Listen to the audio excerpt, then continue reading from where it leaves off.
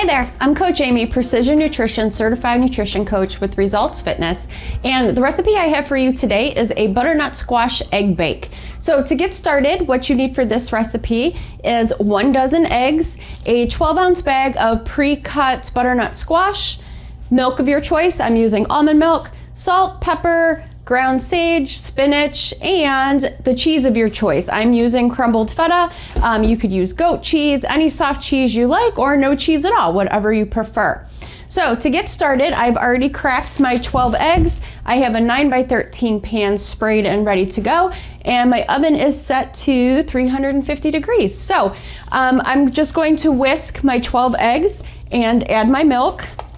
Again, you could use any kind of milk you like. I prefer almond milk. So about a 1/4 cup, just as if you were making scrambled eggs. You don't need a whole lot. And then I'm going to add salt and pepper. You can add any other seasonings you like as well. I really like the sage with butternut squash, so that's why I chose sage for this. Just a little sprinkle, probably like ½ teaspoon or so. A little bit goes a long way.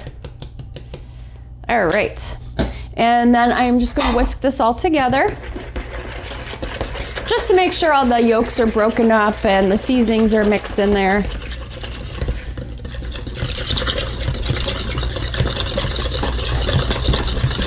This is another great, batch cooking or meal prep type recipe because it will make about 8 servings. So, if you need breakfasts for the week, this is a great option to have on hand and ready to go, especially if you want a nice hot breakfast in the morning.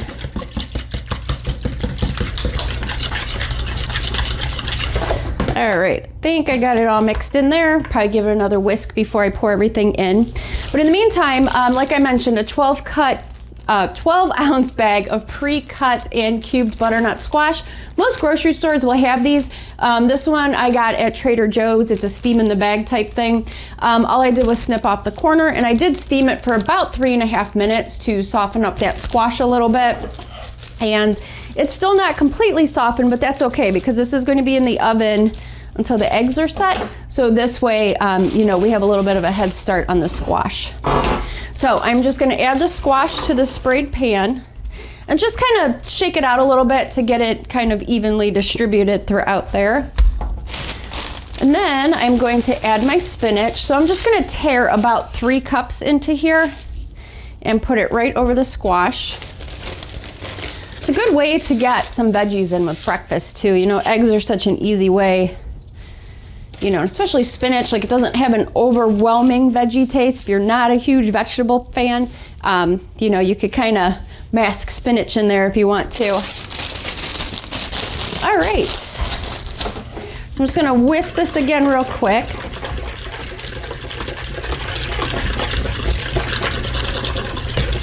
All right, looks like all my yolks are broken up, and then I'm just going to evenly pour this over the pan. And don't worry if you still see some, exposed spots of spinach and whatnot. All of that will sink down and be good to go. Sometimes I'll just take my whisk and kind of stomp it down a little bit just to make sure that there's egg in every corner. Make sure it bakes evenly. Okay.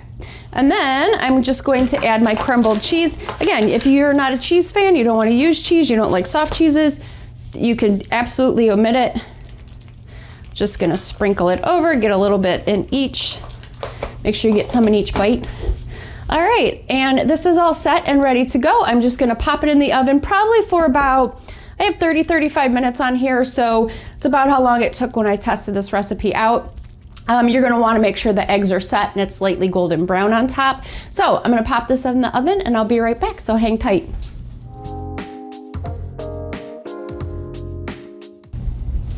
All right, I am back with the butternut squash egg bake. As you can see, it's all set up, took about 35 minutes. I'm gonna let this cool before cutting it. So, let it sit for about 10 or 15 minutes before cutting into it.